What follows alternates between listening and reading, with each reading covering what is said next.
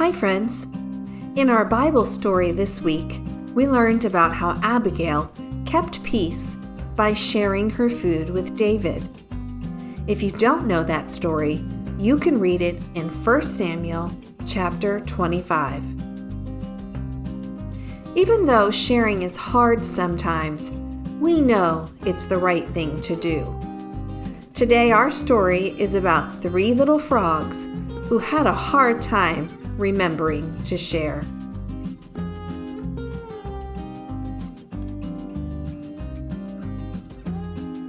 It's Mine by Lionni. In the middle of Rainbow Pond, there was a small island. Smooth pebbles lined its beaches, and it was covered with ferns and leafy weeds. On the island lived 3 quarrelsome frogs named Milton, Rupert, and Lydia. They quarreled and quibbled from dawn to dusk. "Stay out of the pond," yelled Milton. "The water is mine." "Get off the island," shouted Rupert. "The earth is mine." "The air is mine!" screamed Lydia as she leapt up to catch a butterfly. And so it went. One day, a large toad appeared before them. "I live on the other side of the island," he said, "but I can hear you shouting, 'It's mine! It's mine! It's mine!' all day long. There is no peace because of your endless bickering. You can't go on like this." With that, the toad slowly turned around and hopped away through the weeds. No sooner had he left than Milton ran off with a large worm. The others hopped after him. "Worms are for everybody," they cried. But Milton croaked defiantly, "Not this one. It's mine." Suddenly, the sky darkened, and a rumble of distant thunder circled the island. Rain filled the air, and the water turned to mud.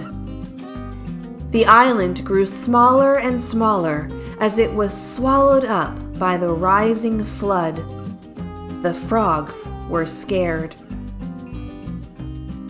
Desperately, they clung to the few slippery stones that still rose above the wild, dark water. But soon these too began to disappear. There was only one rock left, and there the frogs huddled, trembling from cold and fright. But they felt better now that they were together, sharing the same fears and hopes. Little by little, the flood subsided. The rain fell gently and then stopped altogether. But look! The large rock that had saved them was no rock at all.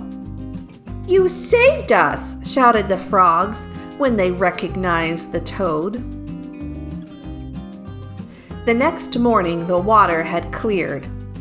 Sun rays chased silver minnows on the sandy bottom of the pond.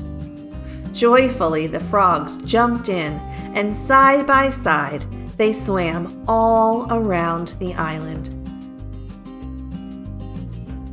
Together, they leapt after the swarms of butterflies that filled the air. And later, when they rested in the weeds, they felt happy in a way that they had never been before. "Isn't it peaceful?" said Milton. "And isn't it beautiful?" said Rupert. "And do you know what else?" said Lydia. "No, what?" the others asked. "It's ours," she said.